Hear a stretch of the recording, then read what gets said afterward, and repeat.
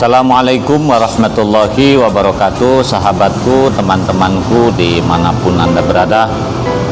Saya hari ini sedang di Batam Center setelah menghadiri sebuah acara sekaligus nyuci mobil tadi, ingin menjawab curhatan seorang sahabat, yaitu tentang pernikahan siri.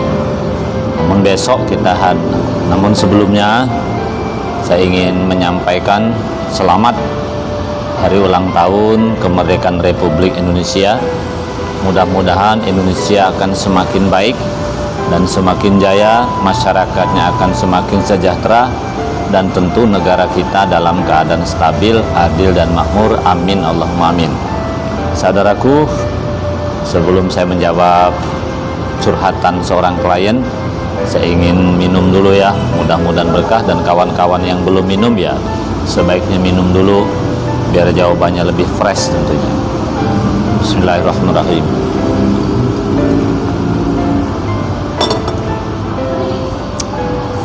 Baiklah, tadi pagi ada klien bertanya, "Pak, saya sudah nikah dengan orang Singapura mualaf, nikahnya siri ya. Saya ingin minta buatkan buku nikahnya di Indonesia tentunya. Namun ada orang yang menyanggupi dengan uang 2.500.000. Yang bertanya ini mengaku tidak masalah dengan uang 2.500.000. Tapi masalahnya adalah sah tidak buku nikah itu menurut peraturan dan perundang-undangan yang berlaku. Ya, sebenarnya apa yang ditanya ini juga menjadi persoalan tersendiri bagi orang-orang kota Batam yang kadang banyak nikah siri dengan orang Singapura ya. Oke, baiklah ya. Nah, atas pertanyaan atau atas curhatan klien ini ada 3 masalah yang harus diselesaikan. Pertama, ternyata yang wanita ini adalah mualaf ya. Yang kedua, pernikahan secara siri. Yang ketiga, beda warga negara. Ini antara satu masalah dengan masalah lain saling berkaitan masalahnya. Jadi satu mualaf, yang kedua nikah siri, yang ketiga beda warga negara. Ya, saya ingin jelaskan dulu tentang mualaf. Kalau laki-lakinya yang mualaf, itu menurut saya tak masalah nikah siri, walaupun menurut negara, peraturan di negara manapun itu salah, karena laki-laki tidak perlu wali. Tapi kalau yang mualaf itu perempuan, nah ini baru masalah. Kenapa? Kalau wanita itu mualaf, baik orang Indonesia artinya WNI maupun WNA artinya warga negara asing, Singapura maupun yang lainnya, maka walinya ngunci ya, harus wali hakim. Karena wali hakim ini salah satunya adalah ketika orang tua dari wanita itu mualaf. Loh, bagaimana kalau saudara dari dia muslim? Tidak bisa. Pokoknya kalau wanita mualaf, walinya harus wali hakim. Jatuh walinya itu ke wali hakim. Wali hakim itu siapa? Wali hakim itu kalau di Indonesia namanya penghulu atau kepala kantor urusan agama. Jadi setiap penghulu belum tentu kepala KUA, tapi setiap kepala KUA insya Allah otomatis menjadi penghulu. Lalu, Pak, saya dulu nikah dengan seorang ustadz. Ingat, ustadz bukan wali hakim. Kalau wali berwakil boleh-boleh saja, walaupun menurut negara itu nggak boleh. Ya, apa bedanya wali hakim dengan wali berwakil? Begini, kalau wali berwakil, bapak kandungnya ada, wali nasabnya ada, cuman tidak bisa menikahkan. Mungkin maaf, suaranya nggak bisa lagi, lehernya sakit, tak bisa keluar, atau dia jauh ya, atau ada halangan lain. Intinya bapaknya ada tetapi tidak bisa mengakad nikahkan, maka perlu diwakilkan kepada yang lain. Kalau wali hakim beda. Kalau wali hakim bisa saja bapak perempuan itu non muslim, maka yang lain tak bisa menjadi wali. Atau bapaknya tidak mau menikahkan, itu juga bisa wali hakim dengan syarat setelah mendapat rekomendasi dari pengadilan agama dulu. Atau walinya putus, wali putus tuh wali sudah tidak ada lagi, maka ini bisa jatuh ke wali hakim. Dan ingat, wali hakim itu hanya penghulu di KUA. Lalu kan banyak Pak Ustadz, orang-orang yang biasa menikahkan orang ustadz, buya dan segala macam, apakah sah itu? Menurut saya tidak sah. Mengapa? Sebab wali hakim itu setahu saya, sepengetahuan saya, menurut kitab fikih, orang yang biasa mengurusi pernikahan yang ditunjuk qadhi. Ingat, hukum ini bukan dibuat oleh orang Indonesia. Hukum ini dibuat sudah sejak lama. Artinya apa? Ya, jadi orang yang ditunjuk qadhi, artinya pemerintahan. Lah, kalau Indonesia menunjuk Pak Kuang atau penghulu. Kalau di Singapura ya mungkin MUIS. Kalau di Malaysia beda lagi. Pokoknya siapa yang ditunjuk oleh penguasa setempat. Lalu kadang-kadang muncul pertanyaan, ini orang yang cari-cari alasan, apa? Pemerintah Indonesia ini kan bukan muslim, jadi tak sahlah yang ditunjuk pemerintah. Lah, menteri agama itu muslim. Jadi SK penghulu itu bukan SK dari, maaf, Kapolri yang mungkin non muslim, bukan SK presiden yang mungkin suatu saat bisa non muslim.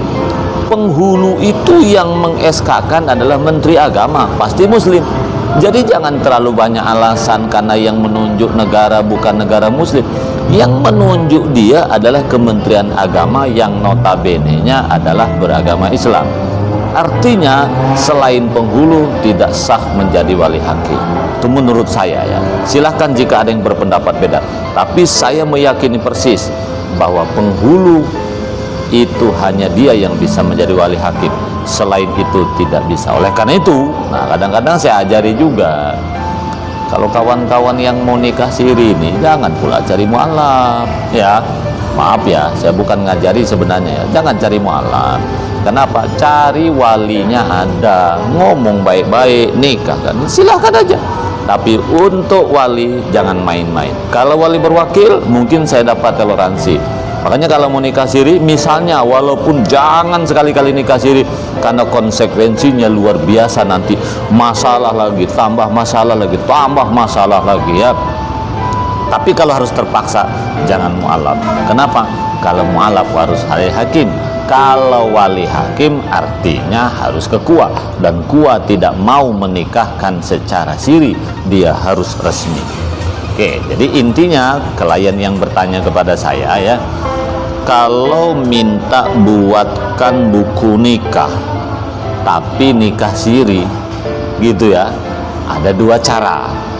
Satu, kalau nikahnya, kalau setelah nikah siri dia punya anak ya, maka harus sidang isbat dulu di pengadilan agama.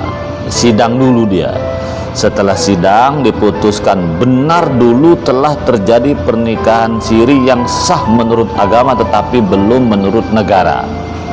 Maka biasanya pengadilan agama akan ketok palu, dikabulkan permohonannya untuk mendapatkan buku nikah atau disahkan oleh negara, ketok palu, nanti ke pengadilan agama akan merintahkan kepada KUA untuk menerbitkan buku nikah tanpa nikah ulang. Jadi pernikahan sirinya yang disahkan tempo dulu, kapan nikahnya, bulannya kapan, tanggalnya berapa, lengkapi saksinya, siapa walinya ya, bagaimana, jika pula ada dokumen, bawalah itu ke pengadilan agama.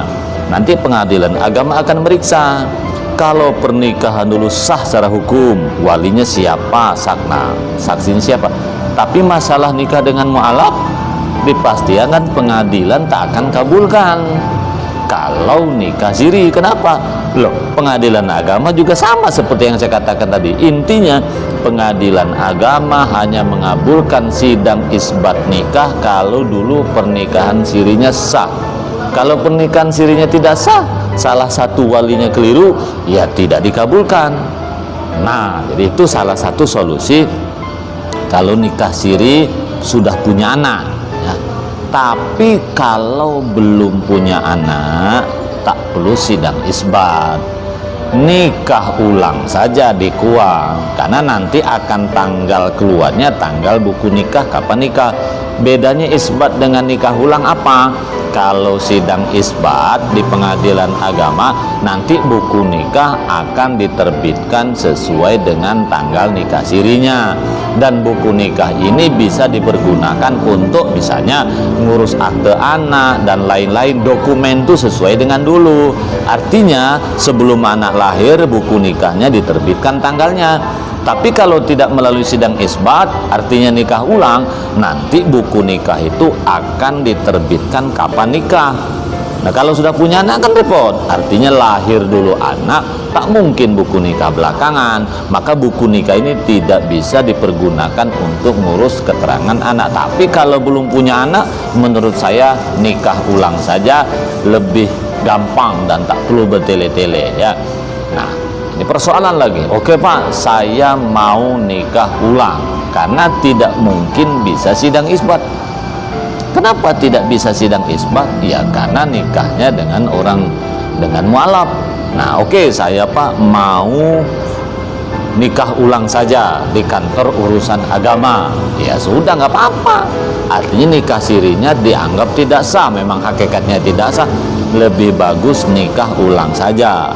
Nah masalah lagi muncul, Pak, calon istri saya atau istri saya ini orang Singapura, ya urus dulu surat menyuratnya. Indonesia ya berarti diurus Indonesia. Kalau mau nikah di Indonesia berarti sang wanita itu urus dulu di kedutaan. Syaratnya apa? Nanti ada prosedur. Nanti dengarkan video satunya yang nanti saya kirim ya, tentang pernikahan beda warga negara, apa syaratnya, bagaimana prosedurnya. Video yang satunya ada di saya, jadi yang butuh nanti silahkan dengarkan saja. Jadi silahkan urus dulu dokumen wanitanya dan tentang termasuk surat mualaf ya, kemudian tentang statusnya gadis apa tidak, alamatnya di mana, minta pengantar di kedutaan, nanti bisa nikah di Indonesia. Nikah di Indonesia, ingat, kalau nikah di kantor urusan agama pada jam kerja gratis, tidak dipungut biaya. Jadi ngapain nikah siri? Sesuai dengan yang bertanya tadi, Pak, saya mau ngurus buku nikah, ada yang nawarkan kepada saya 2.500.000 lah. Nikah siri ini mahal, sudahlah duit banyak keluar, masalah ribet. Sudahlah, negara ini sudah sangat baik. Kalau kita tak ada dana, nikahnya di kantor saja, tak perlu keluar biaya. Kurang apa lagi coba pemerintah ini? Silahkan nikah di kantor urusan agama ya, insya Allah gratis. Tapi lengkapi dulu dokumennya. Kalau nikah siri yang tadi itu tak usah dipikirkan, karena tidak sah, karena menggunakan wali yang tidak sah.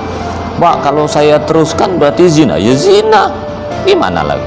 Itu menurut pendapat saya ya. Ini menurut saya, ini saya pendapat ini juga tidak sembarangan ngomong seperti ini. Kan salah satu syarat sahnya nikah itu kan harus ada wali.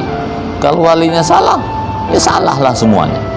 Oke Pak, tapi bagaimana nih Pak? Misalnya ya, nikah siri, sekarang saya mengurus buku nikah tidak bisa ya, tapi dia WNA Pak.